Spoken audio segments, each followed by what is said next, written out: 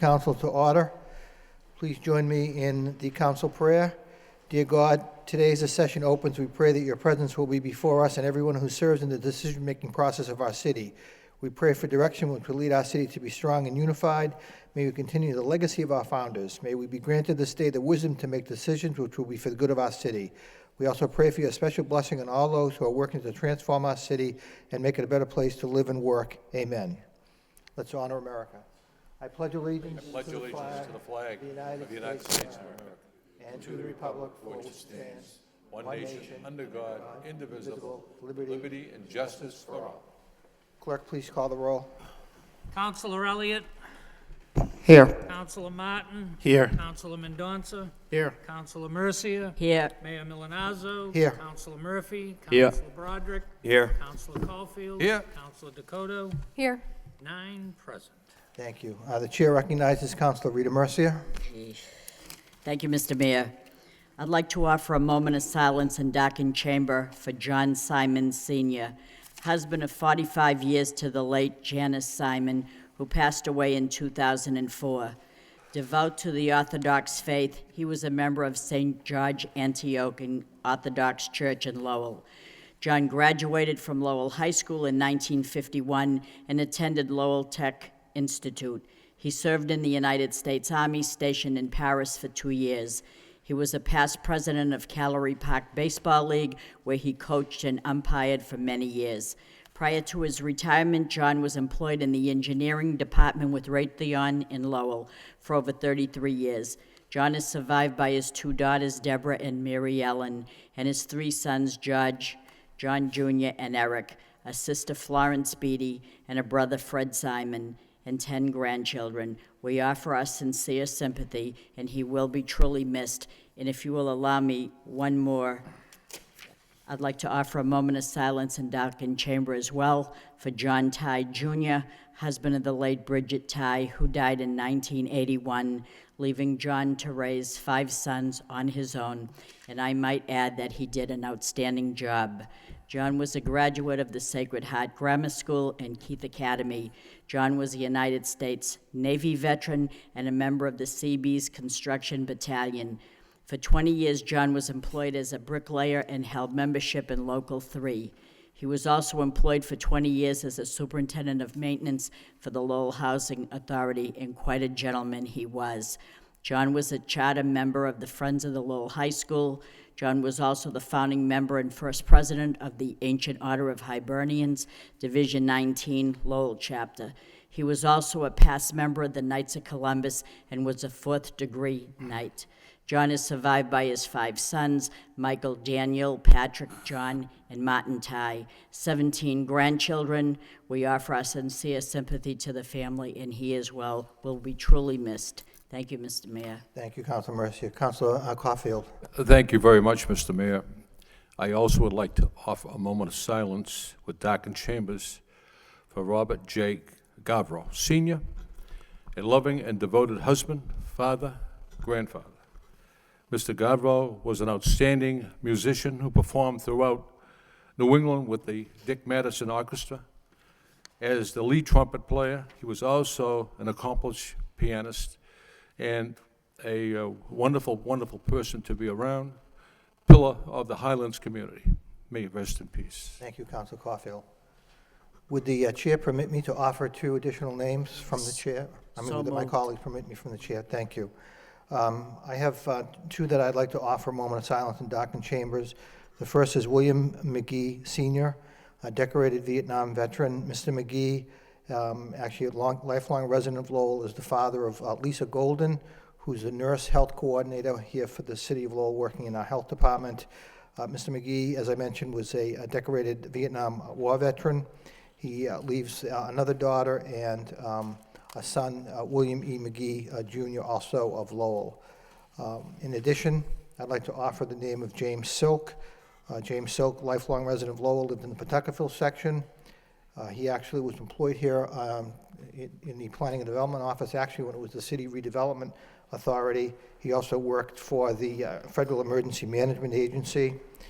He actually has 7 children, and he will also be truly missed. He was also the brother of the late Reverend John Silk. I'd also like to add all those who have passed away since our last meeting. So could we please rise in a moment of silence and darken chambers? Thank you.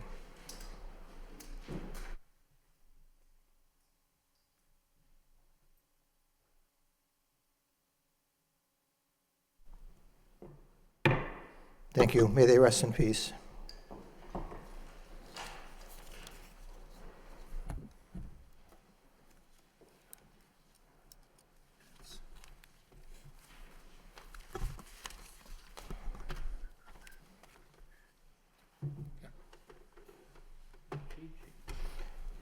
Thank you. The first order of business would be to accept the minutes of the January 19th meeting for acceptance. Motion by Councilman Donta, second by Councilor Elliott. All those in favor, please indicate by saying aye. Opposed, it's a vote. Thank you. Communications from City Manager, responses to council motions and requests. Do we have any councilors who wish to? Councilor Martin. Thank you, Mr. Mayor. There is a report that I requested by motion last week about additional funding for our first-time homebuyer 2 for Lowell programs. There's a memo from the manager and a memo from Adam Bakey about they have been able to identify an additional $125,000 in federal funds for these programs. But I think it's important to note in this report, it talks about those who have received assistance through our first-time homebuyer and 2 for Lowell programs. And to date, we've had not one single foreclosure. I was talking to Mr. Bakey before the meeting, asked him how many loans this involves, and it's well in excess of 500 loans over maybe 10 years or so.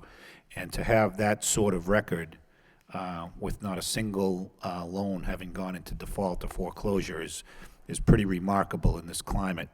I think it speaks to the very good work that the Merrimack Valley Housing Partnership is doing. They have a very intensive education program for people who seek these funds, first-time homebuyer programs.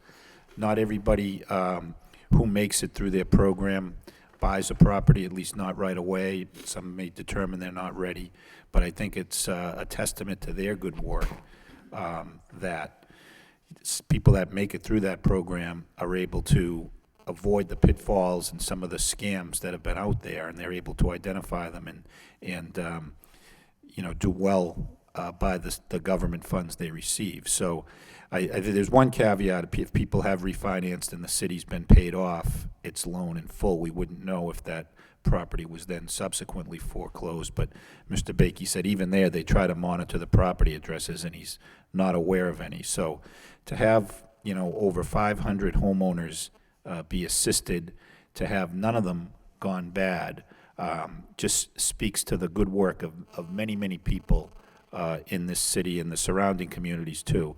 And I'm very pleased as we enter the spring market that we have additional funding for these programs. It's worth noting, I think, because there are foreclosures in the city, there are many, but those are also opportunities for people that have completed these programs to get into a starter home and hopefully have the same success that others who have been through this program have had. So I do think it's one of the untold success stories that we have here in the city, and I want to congratulate Mr. Bakey, the folks at DPD, and I think more importantly, the people at the Merrimack Valley Housing Partnership, that they have lawyers, they have bankers, they have home inspectors, most of whom are volunteers that teach classes in their program, and they're doing a great job for the first-time home buyers, and I think the city's a better place for it. So I appreciate the report back. I think it's all good news, and thank you, Mr. Manager. Thank you, Councilor Martin. Anyone else? If my colleagues would let me, I'd like to, under communications from manager, just recognize Henry Marshan, who's in the audience this evening. As we all know, Henry's been appointed the new assistant to the city manager, and it's my understanding Henry is due to begin February 8th. Is that correct? So again, I just want to welcome Henry and say hello. Thank you. Wish you well. Wish you well. Okay, yes, Councilor Mr. Mercier. Mayor, if there's no further discussion about communications, I'd like to move for a suspension of the rules so I could bring in an issue about excise taxes Second. that we currently receive. Motion by Counsel Mercia, second by Counsel Caulfield, to Thank suspend the you. rules. All those in favor, please indicate by saying aye. Opposed, it's a vote. Rules have been suspended. All right. Counsel Mercia. Thank you, Mr. Mayor. Through you to the city manager. Mr. Manager, I have received numerous calls from concerned residents of the city in regards to the current excise tax situation.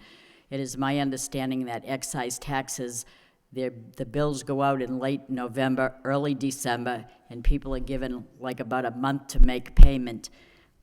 And that's a fair amount of time, but however, demand notices went out to people who called me, and these very same people tell me that they never received an initial bill.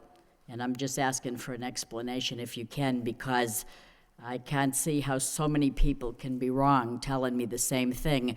And Councilor Caulfield and I were here Friday when we entertained and toured 11 Colombian students and showed them around City Hall and gave them the City Hall pin, and they were all excited, and they sang for us, and there was a gentleman waiting for me after the tour, and he was patiently waiting, and I asked him if he was waiting for me, and he said yes, that he received an excise tax, not the tax bill, but a demand, and he never, so we straightened that out, but if you could explain it, thank you. Certainly, Counselor, and I'll ask Mr. Moses to really get into the details of it, but there was a situation where a number of demand notices or a number of bills did not make it out, and demand notices were then followed up and sent out. We have been in touch with those people, and in all of those cases, we will be waiving the demand notice fee and the interest that goes with that. Thank you. That's only fair. We do have permission from the Department of Revenue to do Okay, that. it's only fair, because let me just say, everybody makes mistakes. It was we're Glitch. not quite sure what it was with the computer program or what type of glitch caused it. Yes. We're trying to get to the bottom of that, but most importantly, we're trying to get, we've reached out to the people to let them know. And Thank you. Mr. Moses, do you want to add anything? That's only the fair thing to do, thank you. First of all, I'd like to apologize. I wrote a memo describing what happened and the measures we're taking on Monday, and it was meant for your desks tonight, but it's still back in my office. We were actually sending communication out to everybody who got the bill, explaining that they have 30 days to pay, and they should only pay the principal on the bill, that no interest and no demand fee is due. In addition, we're informing anyone who has already paid that bill that they will get a refund Thank from you. us. I appreciate it. That's only fair, thank you. Counsel Caulfield. Thank you, Mr. Mayor, Mr. Manager, Mr. Moses, thank you. Thank you very much. It was good to bring up. Counsel Murphy. Yes, I just had, going back to the communications. Yes, okay, we'll go back to the agenda. We actually haven't accepted the communications yet, so, On this point, yes, I'm Mr. sorry. Mayor? Yes. Well, we're still under suspension, okay. Well, the same issue. Okay, yes. So when did these bills go out, or when were they, They went out last week, and we discovered it immediately after they went out. these are the demands, though, right? When were the Right. original bills? The Didn't. original bills did not go out. Didn't go out. To anyone? This was the original bill. It erroneously included interest and a demand fee. We, at this point, don't know where in the process everything broke down, whether it was the printers, whether it was in our office. We're researching that to make sure it will not happen again. Okay. I don't remember getting any bill. Let me explain. Most of the bills go out actually in February. Bills go out 12 or 13 times during the year for activity that happens during the course of the year. These bills that went out last week really are for people who purchased their vehicles just prior to the end of last calendar year, and these were very small bills for the remainder of calendar year 2009. These were not the big 2010 bills. Okay, all right, thank you. Counsel Mendonça, Well, on actually, this issue? he just answered the question. Okay, fine, thank you. Going back to the regular agenda, Accept the communications from the manager. We have one more from Council Caulfield. I want to recommend under communications. Thank you, Mr. Mayor. Through you to the city manager. We received a report back on the motion I had made back on January 5th on developing a sustainability plan, and I just had a few questions. You mentioned the progress we have made in developing an inventory. Do we have any idea of when that might be complete? Ask Assistant City Manager Bakey to speak to this. This is all being coordinated out of Mr. Bakey's office, and he would have a better handle on that part of it. Sure. Thank you. Good evening, everyone. The greenhouse gas inventory itself is nearly complete. What I would actually encourage the council to do, if the council wishes, is actually refer this entire topic to the environmental subcommittee for a meeting where we can talk in greater detail about all the different components, including one very significant aspect of the Green Communities Act work that we are interested in potentially pursuing, and we want to explore with the council both the pros and cons of considering the stretch energy code.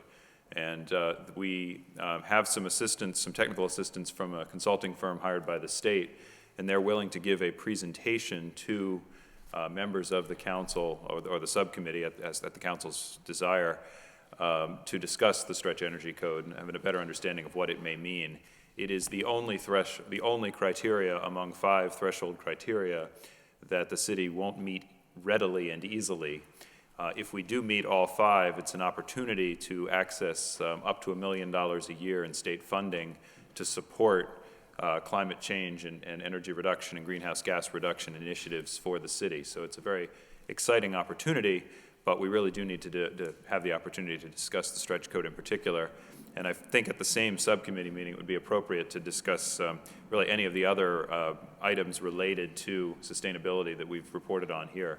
I'm also happy to get into detail about anything you'd like this evening as well.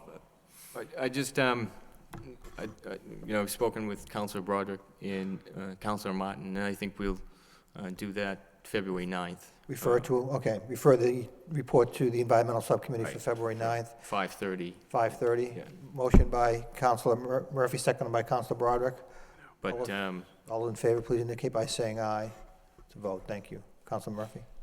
I guess the concern was where, with the Green Communities legislation, the governor announced, I think it was maybe Friday, that there'll be a deadline of May 14th to be able to access these funds for this year. And so the concern is, a sort of timeline to be able to potentially, access those type of funds and have enough time to be able to apply for that. Right. And I think that, again, I point out in the response that I provided that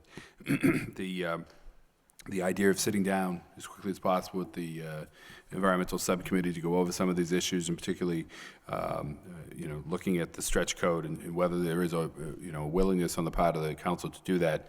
Certainly, I think that the notion that the city of Lowell, I would think that most of the green communities are going to be, that the state is looking at, will probably be more suburban type communities. The fact that the city is out there aggressively pursuing this is a real feather in the cap of the city, but we want to make sure everyone's on board of what that means.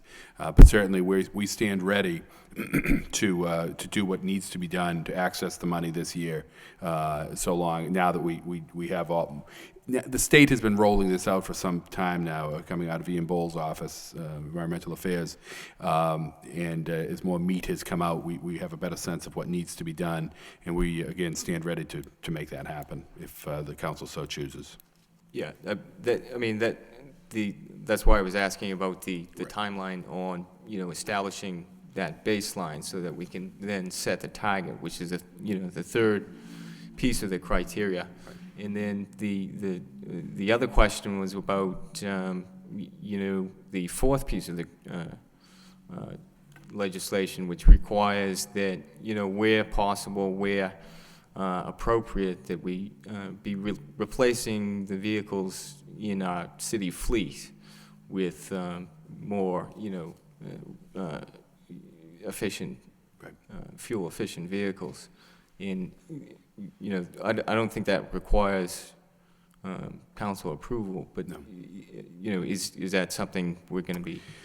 It is something we're doing, or we're looking to do. There's, of course, we're in a position where we're not buying a lot right now to start with. We have, I can tell you that last year we had to buy a couple of new cruisers, and I'm not quite sure whether they really qualify completely as being, you know, as being truly fuel efficient. But for instance, we moved to smaller vehicles for some of the administrative personnel in the police department and in the city departments.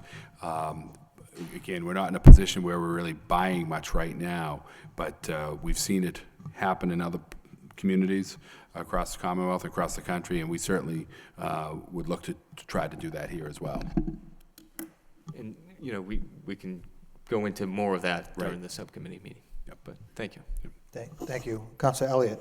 Just following up on, I know some time ago, I brought up the fact that we have methane coming from the landfill. Has there been any thought, or has Public Works taken a look at converting maybe one or two of those vehicles to use some of that methane? It seems to be a trend in some communities that have landfills that are generating methane, that they take the methane and convert it and put it in the vehicles. I don't know if it's too costly, or to retrofit the vehicles, or, Mr. Manager?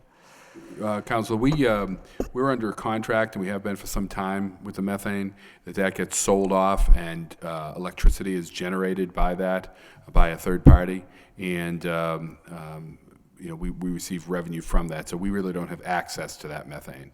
I will say that, again, I know this is an issue that's been talked about at various times, of other renewable energy that could come off of the landfill, whether it be wind or solar. We are still moving forward to look at a solar farm at that site. I was down at the Mass Municipal Association this past weekend and had a lengthy discussion with an engineering firm that has been doing more with wind as well as solar, but and discussed the wind issue.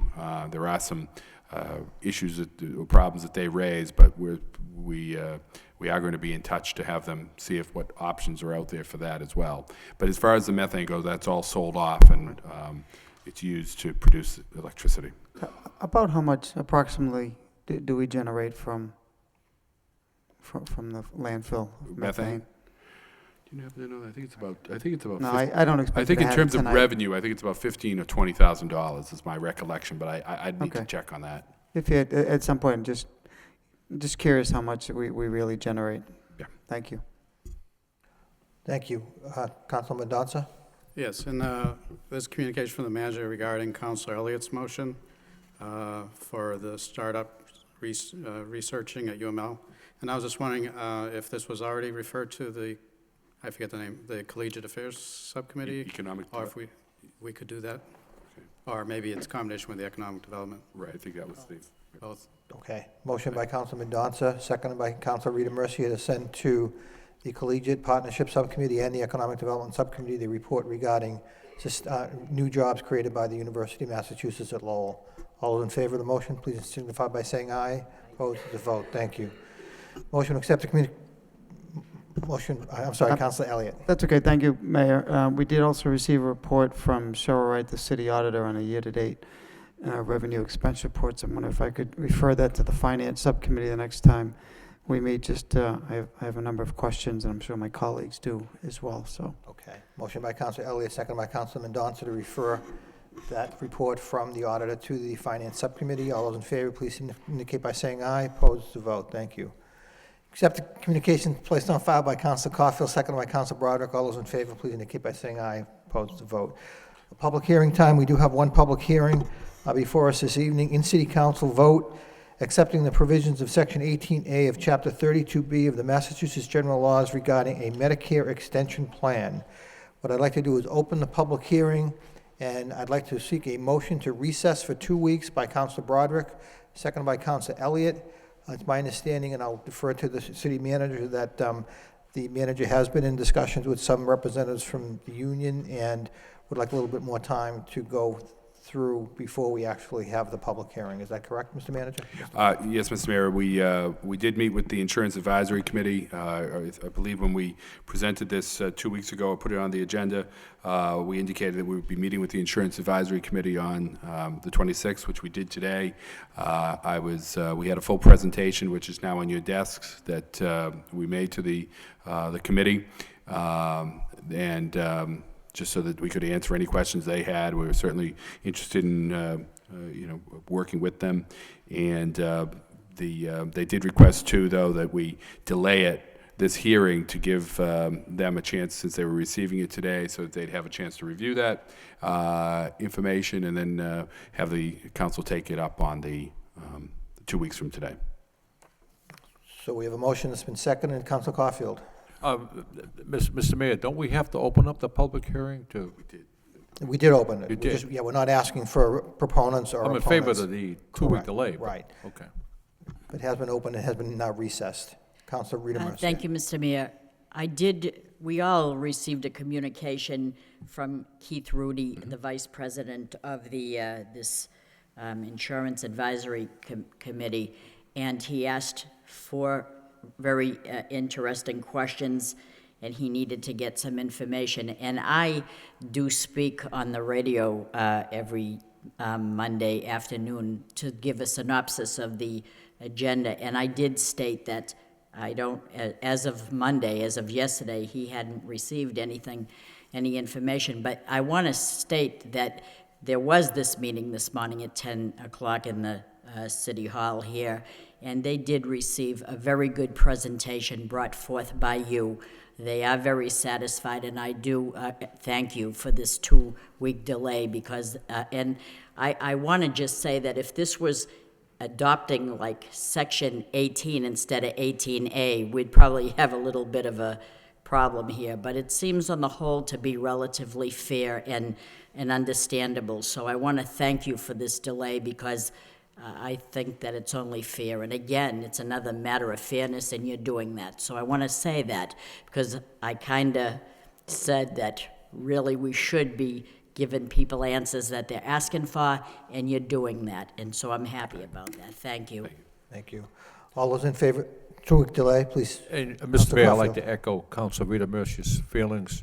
I received the same phone call, Mr. Manager, and the attitude, the environment at the meeting was excellent, and I'm happy about that.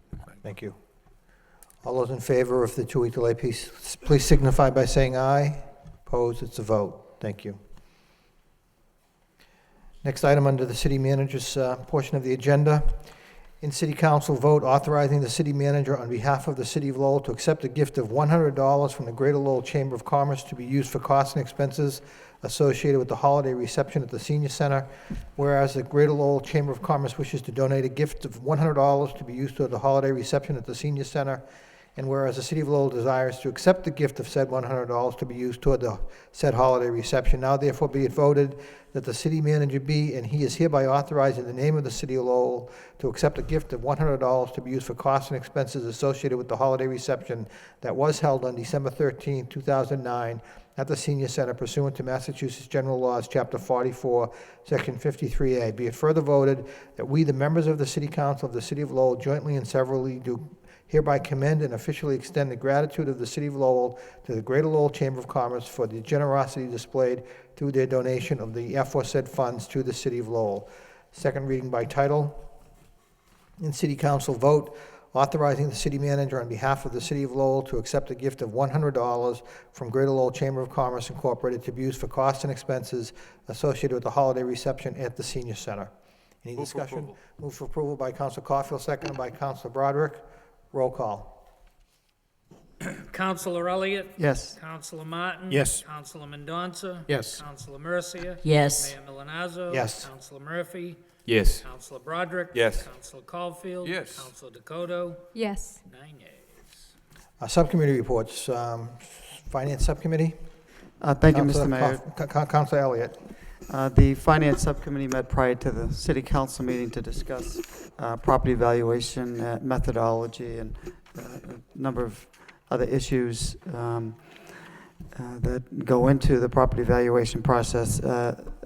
City Assessor Susan LeMay provided a presentation on the process that she uses, the variables that go into the evaluation process.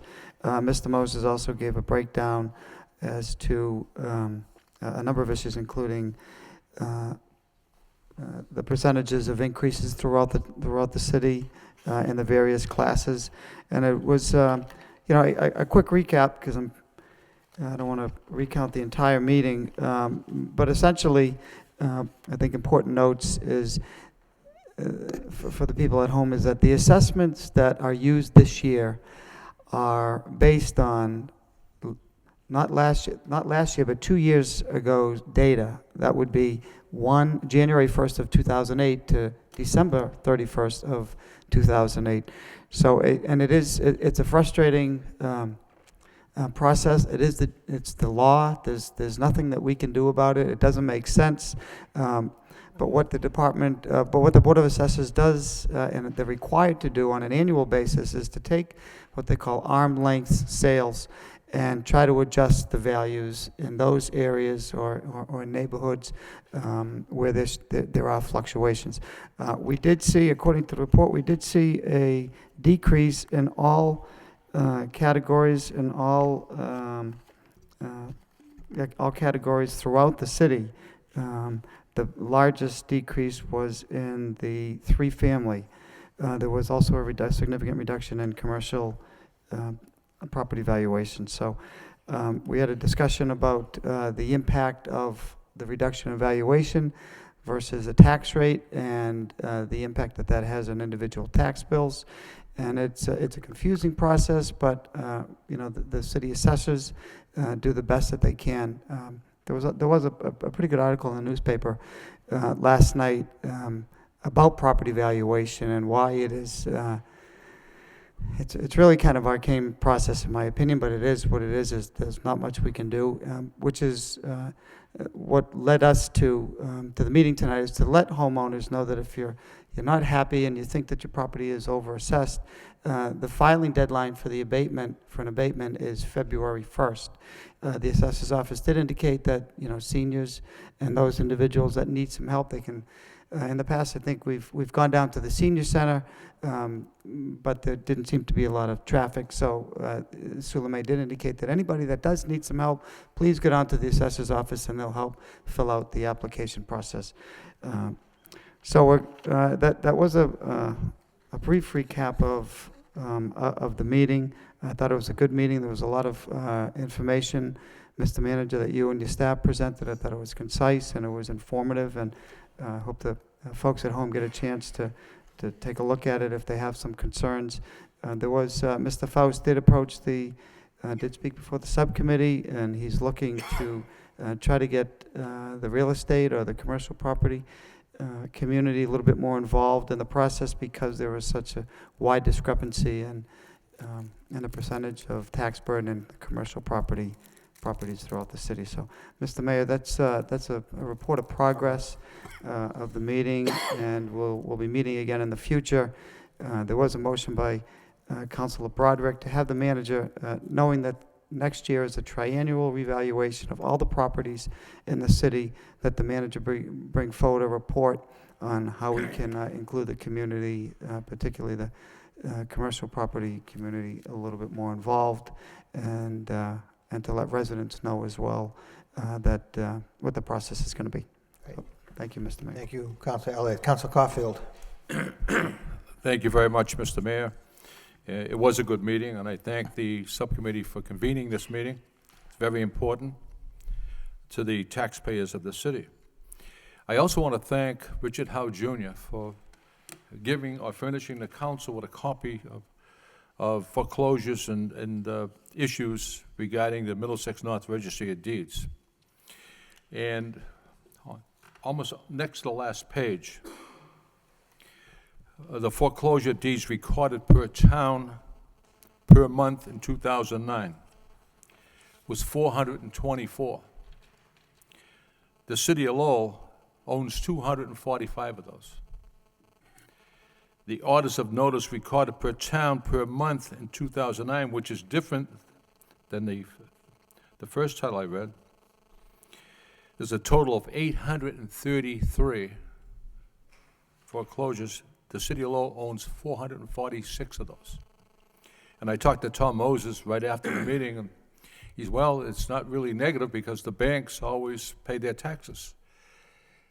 But the negative side of that, there's no one living there. There's nobody spending money that lives there in the city, which garners the revenues that the restaurants and the hardware stores and everything else in the city, which it contributes to the general revenue.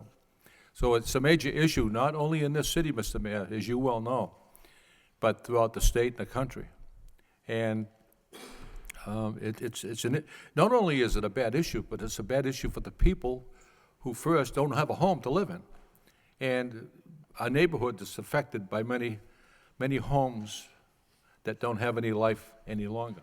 So this is an issue, and I think this is contributing immensely to our tax problems. Thank you, Council Caulfield. Any other discussion on the Finance Subcommittee report? Accept the report as a report of progress by Councilor Mendonça, seconded by Councilor Broderick. All those in favor, please indicate by saying aye. Vote to vote. Any other subcommittee reports? Councilor Yes, Caulfield. thank you, Mr. Mayor. It's not a subcommittee report, but I just want to let the council know that the neighborhood traffic subcommittee will convene a meeting next Tuesday at 5 p.m.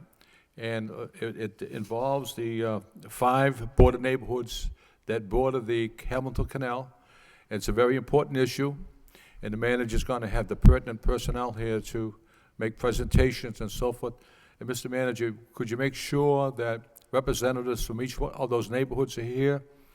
And the reason the subcommittee wants it at 5, it's going to give everyone ample time to speak, be relaxed, and we don't have to rush to this meeting. It's a very important meeting, and the subcommittee will also have many more meetings, if need so, pertaining to this issue.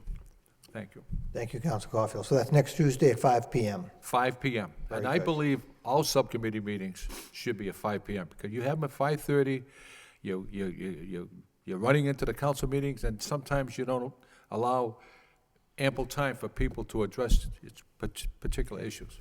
Thank you. Anything else on the reports? Hearing none, moving on to petitions. We have 2 petitions this evening. Motion by Councilor Rita Mercy, second by Councilor Elliott, to refer both petitions to the Law Department. Please signify by saying aye. Opposed to vote. Thank you. Under motions, the first 2 motions are related. One by Councilor Caulfield. Council have the city manager take the necessary steps to replace the stop signs at Columbia, Cornell, Baldwin, and Hadley Streets, and also on Pratt Avenue, second by Councilor Dakota. If I could, since they are related, if Councilor Caulfield would allow. Councilor Dakota requests the city manager have the proper department replace the missing signs related to the Edward Street conversations, and also what traffic mitigations in the Middlesex Street, Wood Street area could be implemented now regardless of the future of the proposed Walgreens project, seconded by Councilor Caulfield. Councilor Caulfield, on your motion. Thank you, Mr. Mayor. I know that you cannot install stop signs now in the city because the ground is frozen, you have snowbanks, and it's working in a backward motion. But I do believe as soon as spring comes, Mr. Manager, the stop signs at Columbia, Cornell, Baldwin, Hadley, and Pratt Avenue should be replaced as soon as possible. And along with this motion, if you could have the traffic engineer take a survey of the city and find out how many stop signs are missing throughout the city, and hopefully you could implement that in the next fiscal budget to make sure that those stop signs are replaced as well. Thank you. Councilor Dakota? Yes, thank you thank you very much. I would just like to add, in terms of the traffic mitigation issues, if there are some issues that we can resolve affordably and with the department resources that we have, we should pursue that as we're having this conversation about Walgreens and what the potential is there. Thank you. Councilor Mercia? Thank you, Mr. Mayor. There is an issue in that immediate neighborhood that was there some time ago. There's a business, and I'm not going to mention the business, but I'll tell you off the, privately, Mr. Manager, that was told that they needed to put shrubbery around the perimeter of a certain section of property so that that's not an exit. But because it was left to be deteriorated over the years and not properly maintained, which I could plant a bush and it would die, no doubt about that. It's just my luck, but that's what happened over there. But now people are going over the embankment onto the side street, into the neighborhood, into a street that's a dead end, and it shouldn't be using that as an exit. That's not what it was originally planned for. This business should be made, and I hate to burden businesses, but the deal is a deal. They should go back, and we could make them put up a fence or something, but they probably rather have put the shrubbery, but they need to go back there and redo it so that their customers aren't using that side area to go onto property as an exit. That isn't it's not made to be an exit, and that's an issue that these neighbors had some time ago. So if we could revisit it and send, I don't know, inspectional services over there or something, because it's aggravating the residents of that street. They have children that play there, and cars are just going right over the embankment, which wasn't an exit. Thank you. Council Caulfield. Thank you, Mr. Mayor. I'm very happy that my colleague, Council Rita Mercy, brought this issue up.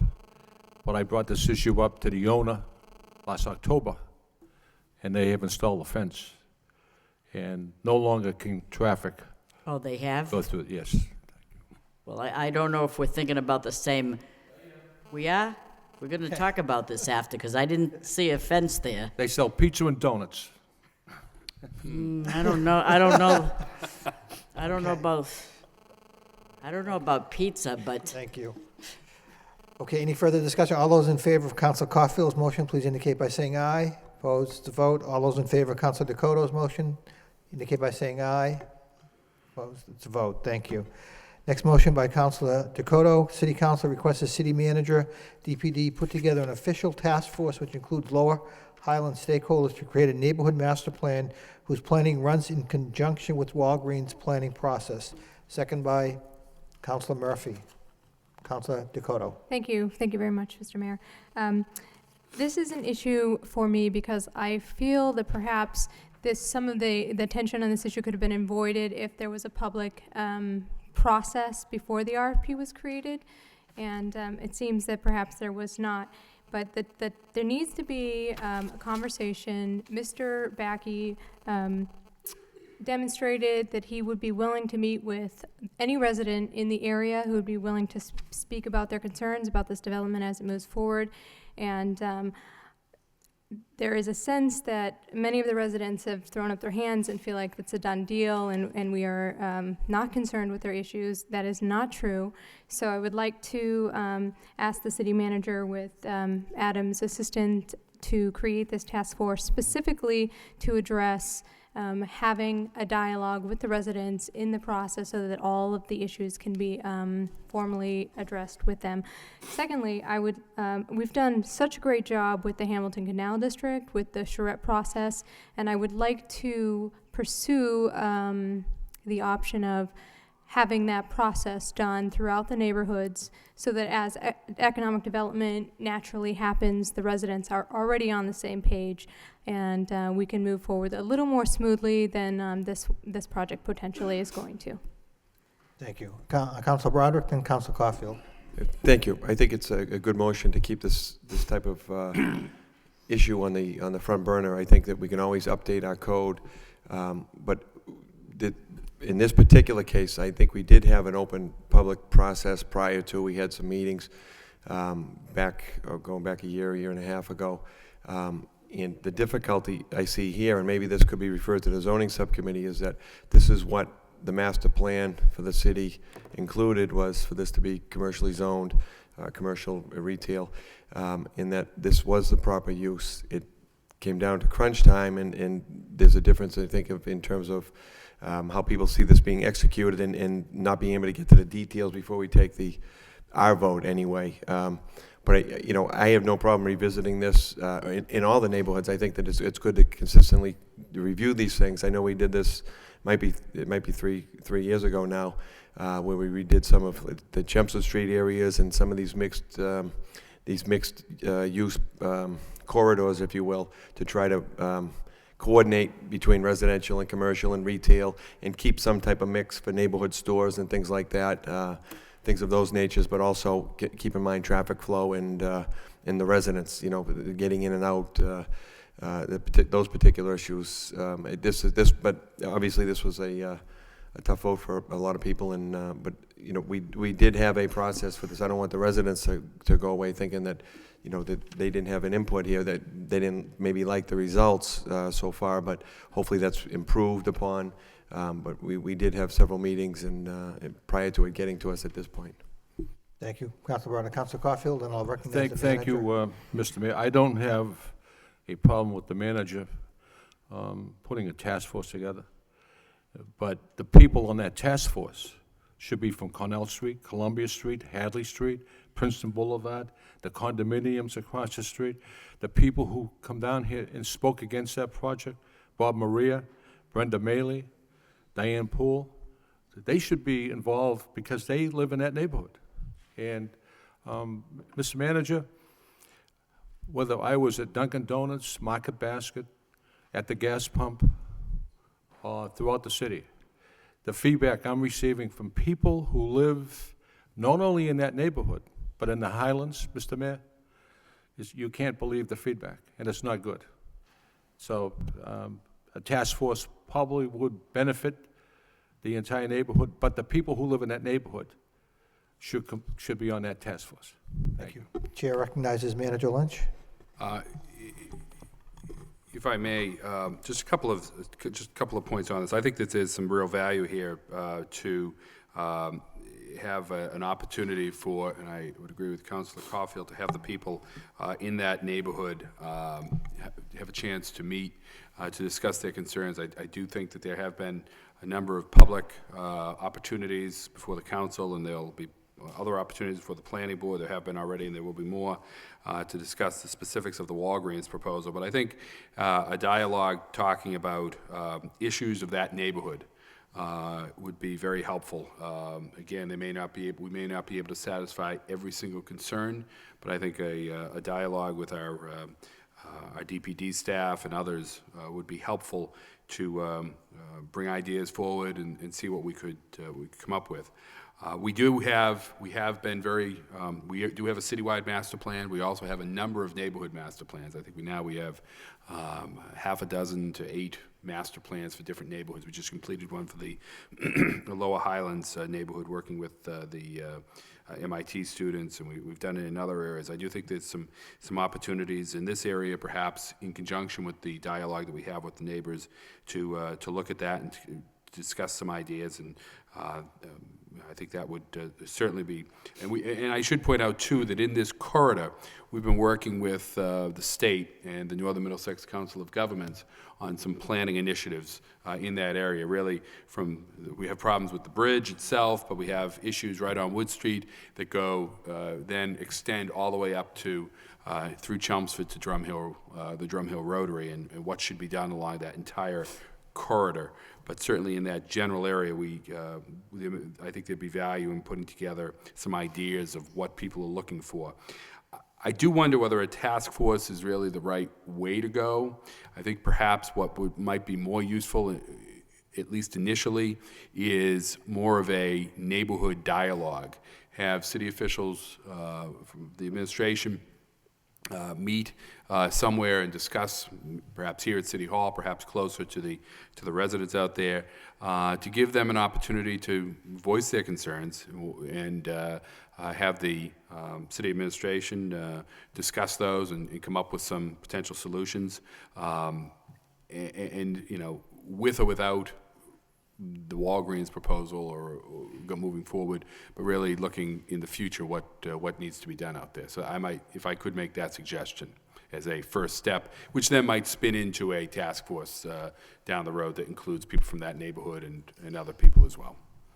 Thank you. The name isn't as I'm not as concerned about the name as the spirit of it, and that includes DPD, city officials, and as Councilor Caulfield mentioned, the people who are here speaking very firmly against it. Thank you. Thank you. Councilor Elliott, then Councilor Mendonça. Thank you, Mayor. Anything that'll help that area will certainly be an improvement. And I'm wondering, when we get into the process, it certainly affects the people in the lower Highlands or in that section of the Highlands. But it also affects people significantly that live in Pawtucketville. So if we can include some representation from that neighborhood, I think that'll be beneficial as well. And I hope at some point, Mr. Manager, you touched on it. NEMCOG is doing some work on a traffic study. And I know Mass Highway is firmly resolved to not move forward with a bridge unless, there's a 4-lane traffic going to and from Drum Hill and Route 3. But if you look at the traffic counts last week, whether there is that direct access to Route 3 or not, we still need a bridge. And I'm wondering what effort that this council can put together with our delegation, and maybe delegations from Tingsboro and or Chelmsford or the surrounding areas, to put together a coalition to go to Beacon Hill and say this. It is important. There is money. I mean, I know the legislature approved I thought a bridge bond authorization bill, and we have so many bridges being repaired and fixed in the city. It is now not the time, whether it's stimulus money, to put an effort to put. I mean, it's a I think you mentioned 26-year-old bridge. At some point in time, we've all seen what happens when we close, or a bridge does close anywhere in the city. There's a domino effect that just makes gridlock. So at some point, if that discussion could take place, I mean, we do need a new bridge. We all keep talking about it, but how do we move that forward is just as important. Manager Lynch. Councilor, we routinely have discussions or have raised the issue of the Rourke Bridge. It was a temporary bridge in 1983, and still it stands. But we do have discussions as to replacing that with something that's more appropriate for the level of traffic that it receives. The cost would be substantial, probably somewhere in the vicinity of $40 to $50 million. Maybe more. It wouldn't really qualify as a stimulus project because it really isn't shovel-ready. And it is a sizable, although it'd be a great stimulus project, certainly put people to work and serve the goals of the stimulus program. I do know that back in 1983, one of the issues was its location, and that really was one of the problems that prevented a permanent bridge from being erected at that time, largely because there was opposition there was disagreement between Lowell and Chelmsford as to how it should go through that area. In fact, it was going to be relocated over farther to towards Chelmsford and go through a Chelmsford neighborhood down that way, one of the streets that's there. And I'm not quite sure how that was going to work as I look back on it, but I think it's in a good location now on Wood Street, as long as Wood Street itself is widened. But it's a project that does need to get on the list and needs to move forward, and we'll continue to push forward for that, but it's not an easy project. Thank you. I just one more point. And should a bridge ever come about? I guess my thought, after the fact is there clearly will need to be some land taking, and is there enough land? I mean, is the city selling a piece of land that'll, sometime in the future come back to bite us if they're looking at a 4-lane bridge? I mean, there is some land, but it seems that, there may not be enough. There's not much on the, on the CVS side. So it's, I hope we can take a look at that before moving forward, because at some point, who knows when, there will be a bridge, and they will need some significant land on both, certainly on is it the east side? Thank you. Councilor Mendonça. Yes, on this motion, I would certainly like to see the city facilitate communication between the neighbors and either to the city regarding the traffic issues or with the developers as to what their plans are that would improve the traffic situation in that area. But I'd want to be careful that we are not seen as advocating for that specific proposal. I mean, I believe our vote was to abandon Edward Street so that they could proceed with the planning process, let it go through planning, and not that we specifically support a Walgreens there per se. That's going to be up to the developers to make that case between at the planning board and going forward. But that we certainly could play a role in creating communications channels between the city and the residents and between the residents and the developers to put all the issues on the table and get them addressed as best we can. Personally, what I'd like to see come out of that is the improvements at Wood Street and Middlesex and all the traffic situation, that we might be able to leverage some development in order to achieve that. Not necessarily that I'm for specific development. Thank you. Thank you. Any further discussion on Councilor Dakota's motion? Hearing none, all those in favor, please signify by saying aye. Opposed is to vote. Thank you. Next motion by Councilor Murphy. City Council requests the city manager report on plans to increase savings in waste management and support recycling programs in condo and multifamily apartment buildings. Seconded by Councilor Martin. Councilor Murphy. Thank you, Mr. Mayor. There are really two pieces to this. The first being increasing recycling in the city. I think nearly 12,000 households aren't able to participate in the city's program because they do live in condos or in apartment buildings beyond the six family, I think. And so to really look at ways at extending those services to those residents so that we can increase recycling rates.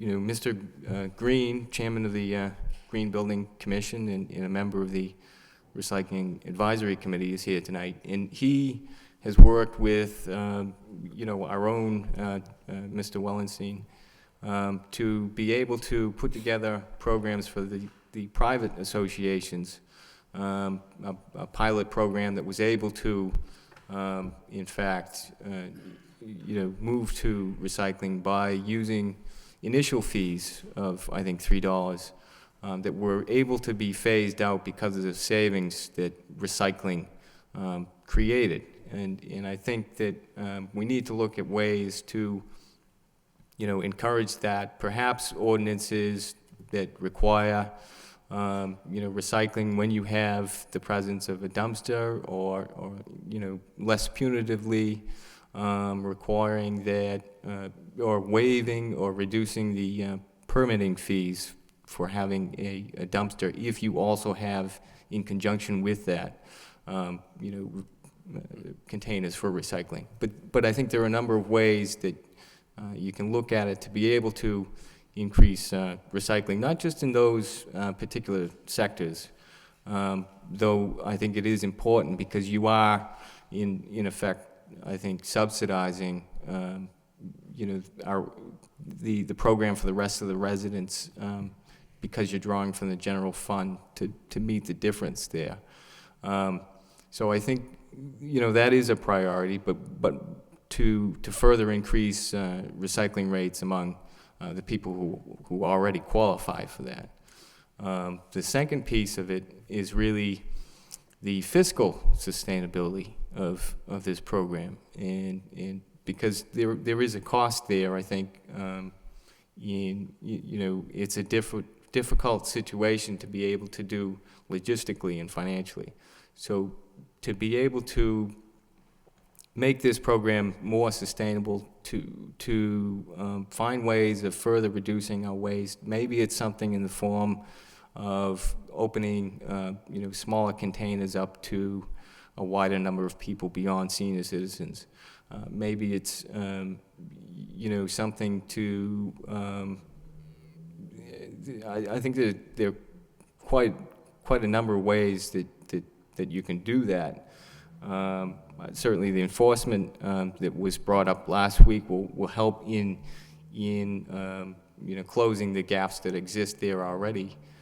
I think also we have to look at potentially ways to reduce our food waste, which accounts for significant amount of tonnage, which of course drives up the tipping fees, and so to look at a potential plan to, separate that from the entire system, in developing, perhaps a regional situation where we can, divert that into local farms in Drake or Dunstable, wherever there might be a need for that, or even here in the city through a network of urban sustainable farming.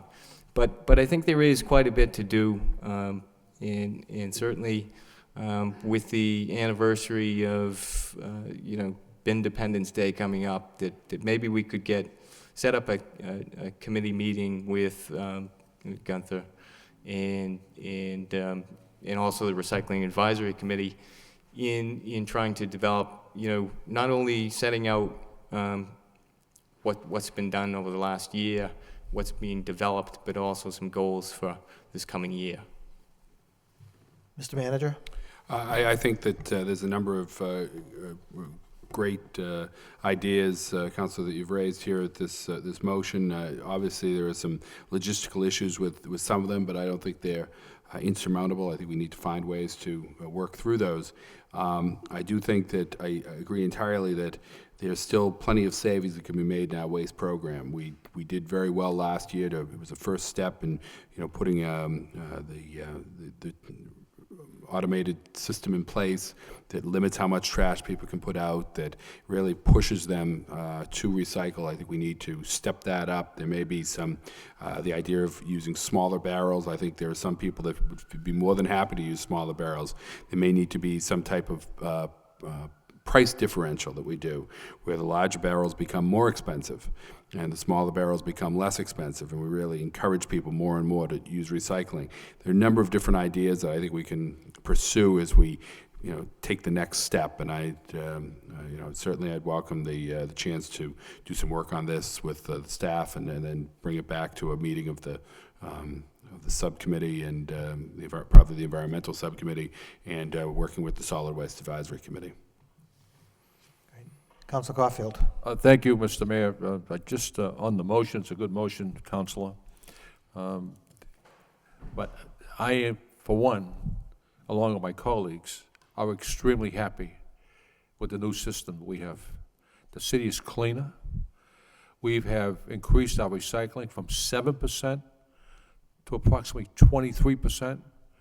T.J. McCarthy, Gunther Wellenstein, Sean Shanahan, those employees who are overseeing this program should be complimented. We are saving money, drastic money, and the city's cleaner for it. The ways to improve, of course, there's always ways to improve, but I am very happy with the system we have, and I do know that they're increasing some fines that are going out there, people who don't want to join the program, but they're going to have to. And I'm very content and very happy. I've never seen the city look cleaner. Thank you, Councilor Caulfield. Any further discussion on the motion? All those in favor of the motion, please signify by saying aye. Opposed? Vote. Thank you. Next motion by Councilor Elliott. City Council requests the city manager to post all available job vacancies on the City of Lowell website or appropriate websites, the Career Center, etc. Second by Councilor Mercia. Councilor Elliott. Thank you. The motion speaks for itself, Mr. Manager. I know you just went through the hiring process. Knowing how high unemployment is, and I know Mr. Martian is a Lowell resident, I just think it's a good idea to put any and all job postings online. And maybe I'm wrong, but is there not a requirement that all public jobs be posted somewhere or advertised somewhere? Generally, we do post and advertise every position that we have here. There's some that we that are of a particular nature that if they're internal promotions that come within, those aren't required to be posted. It's done internally.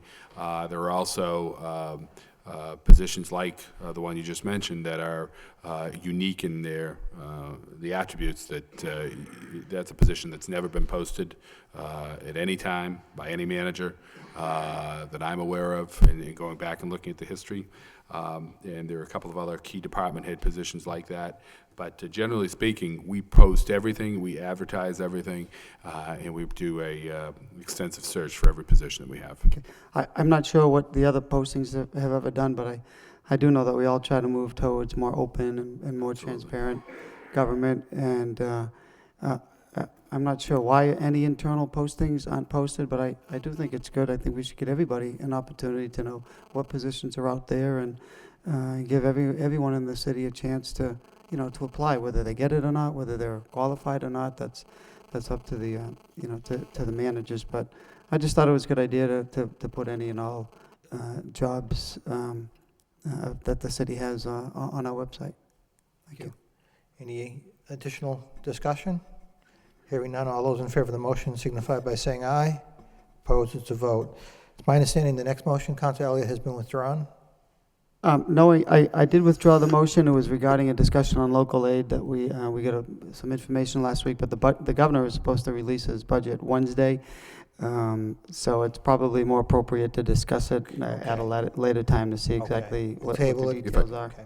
If I Mr. may, though, Manager? Mr. Mayor, just comment, the governor spoke at the Municipal Association on Friday and indicated that his budget will call for a level funding of local aid and an increase in Chapter 70, education aid. Of course, we're all very pleased to hear that. I will tell you, though, that the House Ways and Means Chairman spoke to the association on Saturday morning and said, don't believe it. Right. So, but he did indicate, and it's very, obviously we'd like to see the governor's proposal come forward. We want to understand how that will all work out within the entire state budget. But the good news, I think, is that the House Ways and Means Chairman did indicate that working with Senator Payne-Jatakis, the Senate Ways and Means, as well as the administration, the goal is to try to get a local aid resolution out soon, which will give us some certainty with local aid, and then let the rest of the budget process move forward. And that local aid resolution would come out sometime in the next few weeks.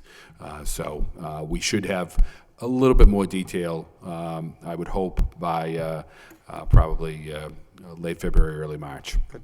No, thank you, Mr. Manager. I appreciate that, and that resolution will be important as we move forward. I mean, there are a lot of pieces of the cherry sheet, and whether Chapter 70's increase of level funded or all additional local aid, there's also some other pieces, whether it's charter schools or assessments or things like that will change it. So, Mr. Mayor, just to take it off the agenda maybe for next week or even later until we have some more definitive information. Thank you. Thank you, Councilor Elliott. The last two motions of the evening were filed by the mayor, so I'm going to ask the vice mayor to come and take the chair, please. Thank you.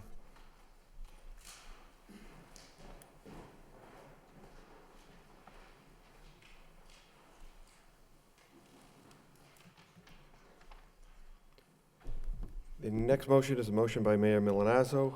Motion reads, City Council requests that the City Manager convene a meeting relating to immigration issues and begin to reinstate the Immigration Commission. Second. Second by Council Caulfield. Thank you, Mr. Vice Mayor. Since becoming mayor, I've had an opportunity to meet with a number of representatives from groups dealing with immigration issues.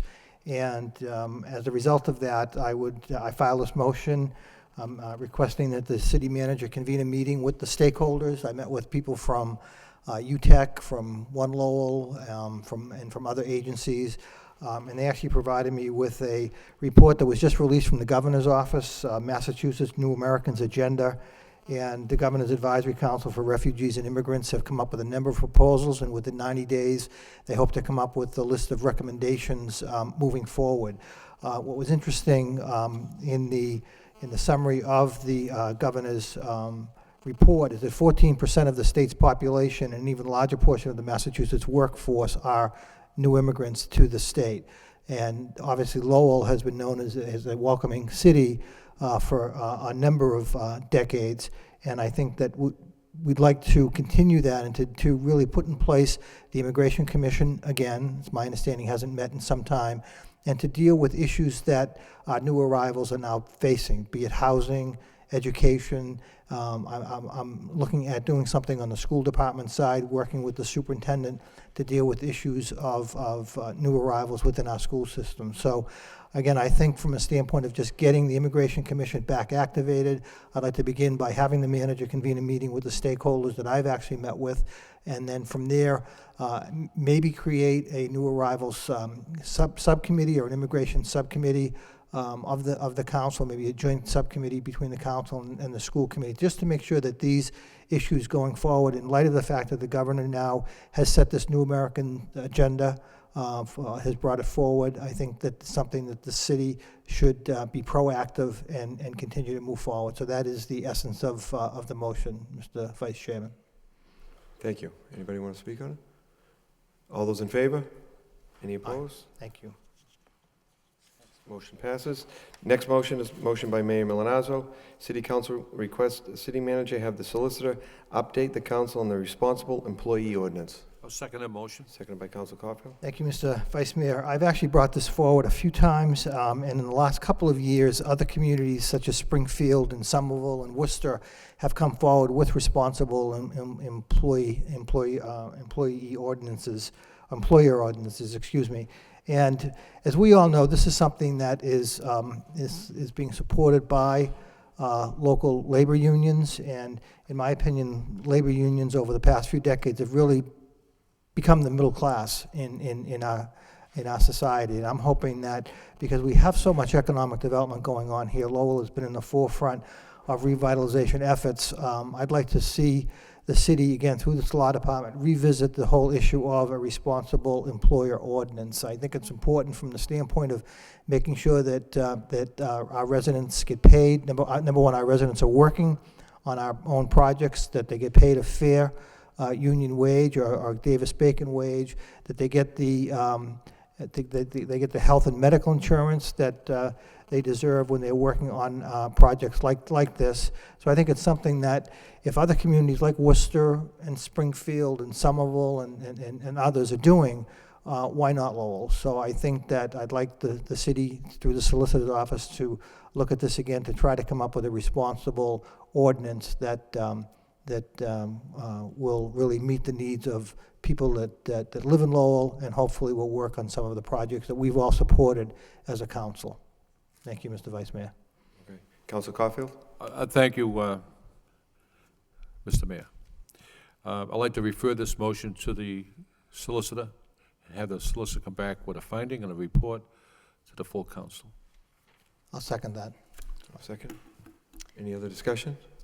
Councilor Mercia. Some time ago, many years ago, there was like 33.33% of a union job would have to go to Lowellians. Do you remember that, Mr. Manager? I know that it has don't been recall gone that. by the wayside. They threw that out, but, Yeah. because I used to remember calling the clerk of the works, being Ed Souza, and, because there'd be a job and they didn't meet the quota of having 33.33% represented by Lowell union people. And I think that has been dissolved. I know that this isn't the same issue, but it is, you don't know anything about I don't. that? There may have been some legal issues revolving around that made it unenforceable, but I will, so. Yeah, I'd like to know a little bit about that, if there's any information you could provide about that. I don't know what happened to it. It was the subject of litigation. It essentially imposed a residency requirement on some of these contracts, and we can prepare a summary of the what it sought to do and what the legal ramifications were. From the information that I get about this reasonable, responsible employee ordinance, that it came before this council in 2007, and it came again before us last July of '09. And you had referred this to the DPW. We have a policy that you referred it to the DPW, the DPD, and the Parks and Recreation to review the comments on the proposed language. and it seems that everyone felt that it would be difficult for the contractors to oversee the provisions of that, with the wordage and all this, that it would, and essentially cost the city more money. I don't know if that still stands true, but Well, if I may, that generally has been the concern that communities have had. We're always willing to revisit and look at things and see if it can be done differently that meets some of the goals, but maybe it doesn't have the cost implications. Obviously, we're trying to, we're very cognizant of the need to ensure that, one, city employees get ample opportunities to work on these jobs. Also, making sure that whoever works on these jobs are paid a appropriate wage and Yeah, receives the appropriate prevailing benefits at the same time, and that they're treated properly while on the job. At the same time, you don't want to discourage people from bidding on the project and driving up the overall cost of any project, which then makes it cost prohibitive or puts the burden on the remaining members of the community that have to pay for this project moving forward. But there may be some ways that we can explore some opportunities, and I've already had some discussions with the solicitor on this, that when we saw this on the agenda, and we're willing to explore those moving forward, see if there's something we could do along those lines. I was just going to add in that recently, you've probably noticed in the paper, the Attorney General's office had brought suit against a waste company for not paying the appropriate wage. And the reason that the Attorney General was able to do that was that Lowell and other communities have those types of requirements in their contracts. Those contracts are all provided, and all of our records are turned over as part of that investigation. And it did result in a number of workers throughout the state getting back the money that they rightfully deserved at the time they should have gotten.